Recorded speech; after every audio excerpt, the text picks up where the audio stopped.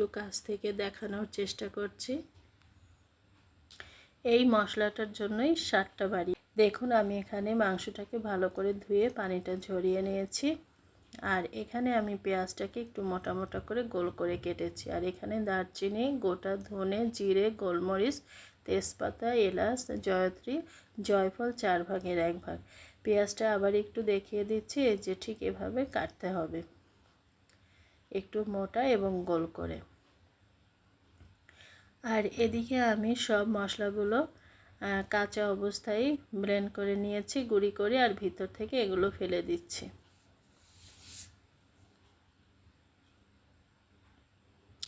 এই মশলাটার জন্যই স্বাদটা বাড়িয়ে দেবে দ্বিগুণ।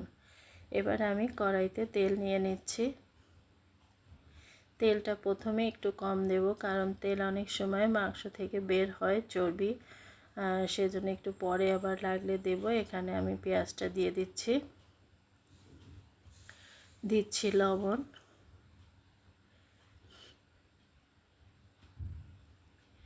এবার পেঁয়াজটাকে ভেজে নেব, তবে খুব লাল করে ভাজবো না, কারণ পরবর্তীতে আমি আবার পেঁয়াজ বেরেস্তা দেব। এবার দিয়ে দেব 2 চা চামচ আদা বাটা,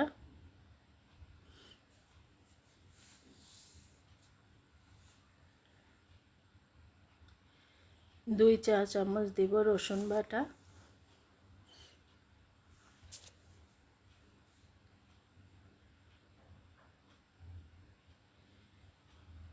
দিয়ে দেব হলুদের গুঁড়ো।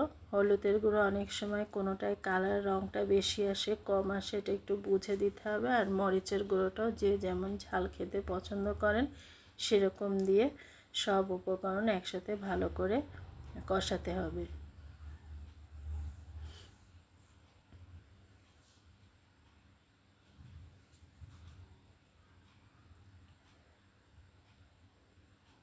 ভালো করে আমি কষিয়ে নিচ্ছি।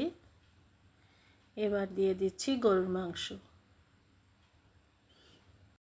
সব মাংসগুলো আমি দিয়ে এবার উল্টিয়ে পাল্টিয়ে মশলার সাথে ভালো করে মেখে নেব।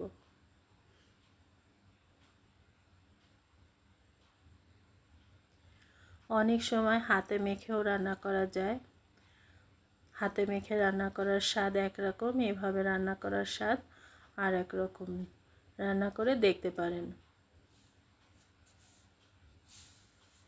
এবার আমি যে মশলাটা গুঁড়ো করেছিলাম সেখান থেকে আমি অর্ধেকটা দিয়ে দিলাম, বাকি অর্ধেক আমি আবার পরে দিব।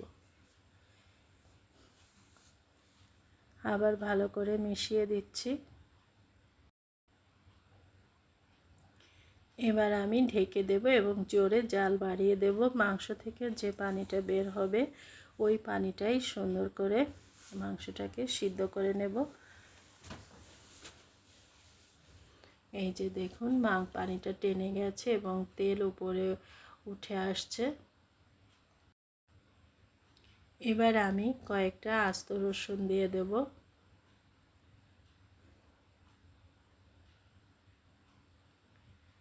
আবার একটু নেড়ে চেড়ে মিশিয়ে দিচ্ছি।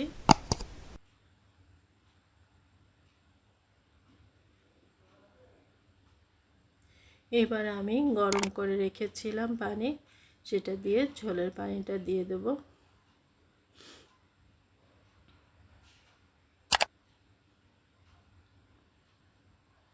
ভালো করে নেড়ে দিচ্ছি।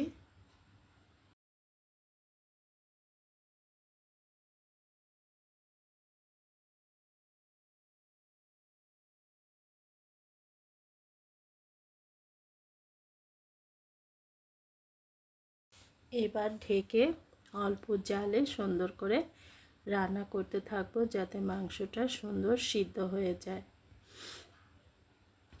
কিছুক্ষণ পর ফিরে আসলাম, বাকি মশলাটা দিয়ে দিচ্ছি যেটা আমি গুঁড়ো করেছিলাম।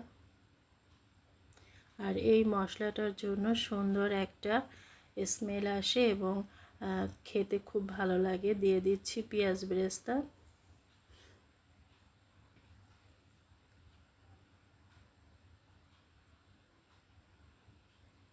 এখন কাজ হচ্ছে অল্প জালে রেখে রেখে সুন্দর করে মাংসটাও সিদ্ধ হয়ে যাবে আর ঝোলটাও একদম মাখা মাখা হয়ে আসবে।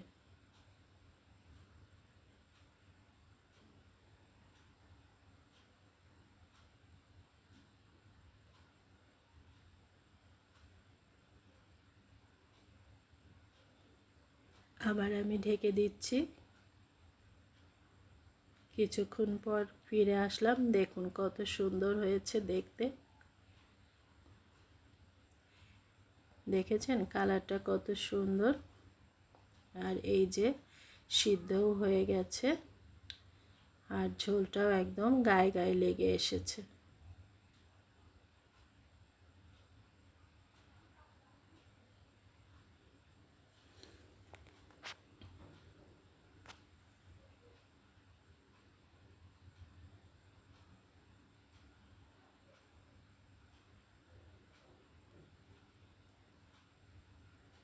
আবার ঢেকে দিচ্ছি, দমে রেখে দেব একদম কম জালে।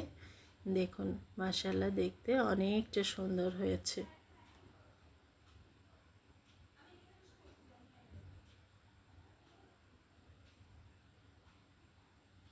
আমি একটু বেড়ে দেখাচ্ছি। দেখেন ঝোলটা কত সুন্দর হয়েছে। গরম ভাতে খেতে খুব ভালো লাগবে। একটা রসুন নিয়ে নিচ্ছি।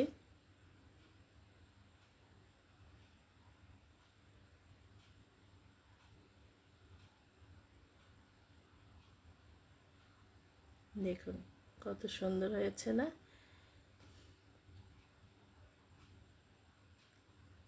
আর একটু কাছ থেকে দেখানোর চেষ্টা করছি।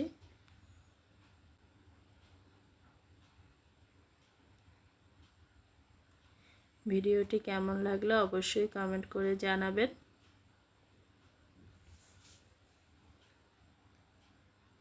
তো এখন আমি লুচি দিয়ে গরুর মাংস খাবো। তাই এই যে দেখুন মাংসটা কত সফট হয়েছে।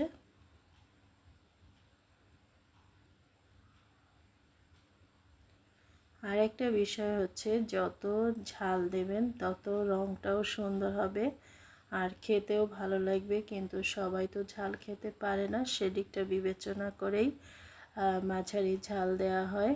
তো ভালো থাকবেন সবাই।